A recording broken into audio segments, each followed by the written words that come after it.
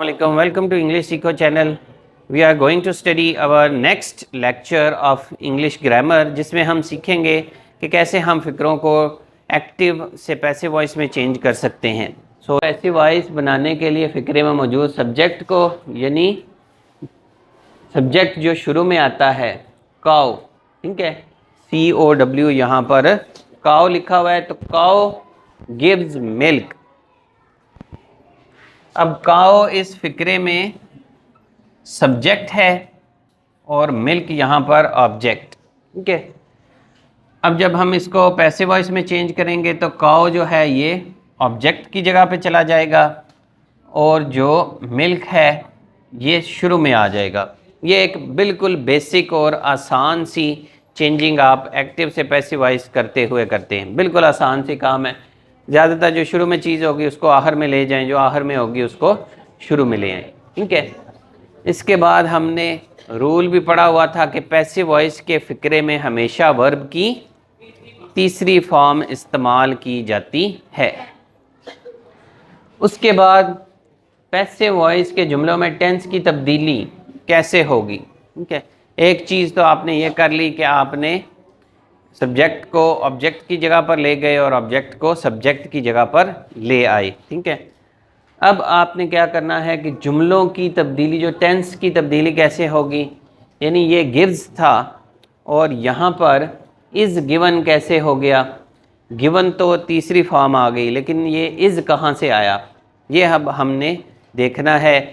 तो ये उसके रूल्स हैं कि जब एक्टिव वॉइस के फ़िक्रात होंगे, अगर तो आपने फिंगर टिप्स के ऊपर वो हेल्पिंग वर्ब वाला स्टेप याद रखा हुआ है तो फिर तो नहायत आसान है कि अगर एक्टिव वॉइस में ये वाले 3 टेंस होंगे तो इससे नीचे वाले हेल्पिंग वर्ब्स ऊपर आ जाएंगे। यानी इस टेंस का अगर फ़िक्रा होगा एक्टिव वॉइस का तो इसमें इज़ एम आर ऊपर आ जाएंगे, और अगर इस टेंस का होगा तो ये ऊपर आ जाएंगे।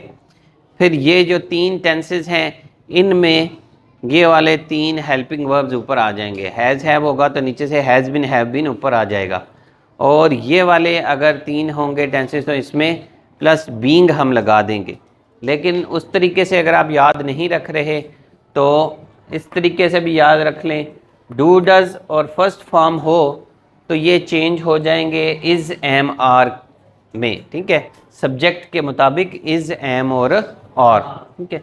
फिर इसी तरह विल या शैल हो तो वो चेंज हो जाएगा विल बी शैल बी में। सेकंड फॉर्म होगी तो वो वाज वर में चेंज हो जाएगी। इज़ एम आर अगर हेल्पिंग वर्ब होंगे यहाँ पर एक्टिव वॉइस में लिखे हुए तो ये चेंज हो जाएंगे is am are plus being इसमें यूज़ हो जाएगा, ठीक है। फिर वाज और वर होगा तो ये चेंज हो जाएंगे वाज और वर बीइंग में। विल बी शैल बी ये विल बी और शैल बी ही रहेंगे। हैज़ और हैव ये फिर इससे नीचे वाले जो हेल्पिंग वर्ब हैं ये ऊपर आ जाएंगे, हैज़ बीन और हैव बीन। हैड तो हैड बीन ऊपर आ जाएगा, ठीक है। इसी तरह जो विल हैव और शैल हैव है तो इसमें विल हैव बीन और शैल हैव बीन जो उसके नीचे हेल्पिंग वर्ब्स हैं वो ऊपर आ जाएंगे, ठीक है। मसलन अब ये फ़िक्रा आपके सामने है काउ गिव्स मिल्क, तो नहायत आसान है कि आपने काउ को आखिर पे ले जाना है, मिल्क को शुरू में ले आए। उसके बाद अब हमने इस टेंस की तब्दीली कैसे करनी है, नीचे जो हेल्पिंग वर्ब हैं इज़ एम आर उनको ऊपर ले आएंगे, ठीक है। तो milk is form of verb हमेशा पैसिव वॉइस में हम थर्ड फॉर्म लगाते हैं, तीसरी फॉर्म। पैसिव वॉइस के फ़िक्रात में हमेशा वर्ब की तीसरी फॉर्म। तो milk is given by cow. फिर इसी तरह दूसरा फ़िक्रा है काउ गेव मिल्क, ठीक है। तो इसमें जो इसके नीचे हेल्पिंग वर्ब हैं वाज और वर ये ऊपर आ जाएंगे। Milk was given by cow, ठीक है। अगर आपने हेल्पिंग वर्ब्स अपनी फिंगर टिप्स के ऊपर जब टेंसेस करवाए थे याद रखे हुए हैं तो फिर तो आप आसानी से उनसे नीचे वाले हेल्पिंग वर्ब्स ऊपर ले आएंगे। अगर आपने वो तरीका याद नहीं रखा हुआ तो ये एक टेबल है, इसको अच्छे तरीके से याद रख लें, तब भी आप आसानी से हेल्पिंग वर्ब्स और टेंस की तब्दीली कर सकते हैं। फिर इसी तरह काउ विल गिव मिल्क, तो मिल्क शुरू में आ जाएगा, उसके बाद नीचे जो हेल्पिंग वर्ब है विल बी और शैल बी ये ऊपर चला जाएगा। Milk will be given by cow. Okay, उसके बाद है काउ इज गिविंग मिल्क। ये जो दो टेंसेस हैं इनमें आपने जो हेल्पिंग वर्ब्स होंगे ये वही रखने हैं, प्लस बीइंग BEING का वर्ड ऐड कर देना है। Milk is being given by cow, ठीक है, तो इज एम आर वही रहेंगे, प्लस आपने बीइंग कर देना है, ठीक है, सब्जेक्ट के मुताबिक। इसी तरह काउ वाज गिविंग मिल्क, तो milk was being given by cow, ठीक है। सब्जेक्ट अगर ज़्यादा होंगी कोई चीज़ें तो फिर ये वाज की बजाय वर हो जाएगा। सब्जेक्ट के मुताबिक हमने वाज और वर को यूज़ करना है। Milk will be giving, cow will be giving milk, और इसमें हम क्या करेंगे कि मिल्क को शुरू में ले आए और विल बी और शैल बी वैसे ही रहेंगे, ठीक है। ये दोनों जो हैं विल बी और शैल बी ये बिल्कुल वैसे ही रहेंगे, ठीक है, तो इनको आपने चेंजिंग नहीं करनी, ठीक है। तो क्या फिक्रा बनेगा, milk will be given by cow, ठीक है। फिर इसी तरह काउ हैज़ गिवन मिल्क, तो ये तो नहायत आसान है। इसके नीचे जो हेल्पिंग वर्ब्स हैं हैज़ बीन और हैव बीन वो ऊपर आ जाएंगे, ठीक है। तो milk has been given by cow, अगर कोई प्लूरल होता यहाँ पर तो फिर आपने मिल्क हैव बीन कर देना था। इसी तरह काउ हैड गिवन मिल्क, तो नीचे वाला हेल्पिंग वर्ब कौन से हैं, हैड बीन ऊपर आ जाएगा। Milk had been given by cow. इसी तरह cow will have given milk, तो नीचे वाले helping verb will have been और शैल हैव बीन ऊपर आ जाएंगे। Milk will have been given by cow, ठीक है। तो ये नहायत आसान सी एक चेंजिंग है इसमें जो हम एक्टिव और पैसिव वॉइस के फ़िक्रात में करते हैं, ठीक है।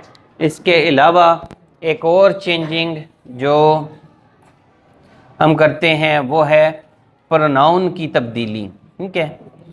तो उसको भी एक नज़र आपने देख लेना है। इसमें आई, माई, मी ये प्रोनाउंस होते हैं फर्स्ट पर्सन, ठीक है, और सेकंड पर्सन प्रोनाउन होते हैं यू, योर और यू।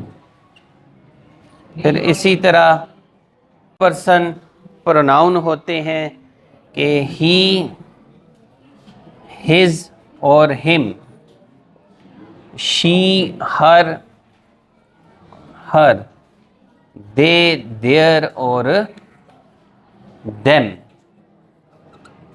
और इट का बिल्कुल वैसा ही रहता है, इट और इट, ठीक है। अब आई, माई, मी ये आपने बिल्कुल इसी तरीके से याद रख लेने हैं। I, my, me, we, our, us, you, your, you, he, his, him, she, her, her और दे, देयर, देम, ठीक है। अब ये यूज़ कैसे होते हैं, ये भी बिल्कुल वैसे ही फ़िक्रात में। मिसाल के तौर पर आप एक फ़िक्रा लिखते हैं आई लाइक हर, तो अब आपने इनके जो सब्जेक्टिव केस है, ठीक है, आई का ये सब्जेक्टिव केस इसको बोलते हैं और इसको ऑब्जेक्टिव केस, यानी ये जो सब्जेक्ट वाली जगह है वहाँ पर आता है फ़ाइली हालत और ये मफ़ूली हालत, ठीक है। अब आई ने एंड पर जाना है और हर ने शुरू में आना है, ठीक है। तो हर जब शुरू में आएगा तो इसकी फ़ाइली हालत यहाँ पर लगेगी। हर की जो फ़ाइली हालत है वो है शी, ठीक है, तो यहाँ पर शी यूज़ होगा। She is liked by. अब आई ने वहाँ पर जाना है तो इसकी मफ़ूली हालत वहाँ पर इस्तेमाल होगी जो कि है आई, माई, मी, ठीक है। तो ये मफ़ूली हालत जो है ये यहाँ पर इस्तेमाल होगी, ठीक है। प्रोनाउंस की तब्दीली इस लिहाज से इम्पॉर्टेंट है, ओके। फिर इसी तरह अगला फ़िक्रा, उसमें भी यही स्ट्रक्चर यूज़ होगा। ये बताने का मकसद आपको ये है कि आपने प्रोनाउन की वही हालत यूज़ करनी है जिस जगह पे वो यूज़ हो रहा होगा। ठीक है, अगर वो फ़ाइल की जगह पे है आएगा तो उसकी फ़ाइली हालत इस्तेमाल करनी है, अगर वो मफ़ूल की जगह पे जाएगा तो उसकी मफ़ूली हालत इस्तेमाल करनी है। ठीक है, तो ये इस तरीके से हम एक्टिव से पैसिव वॉइस के फ़िक्रात को करेंगे, नहायत आसान है। ठीक है।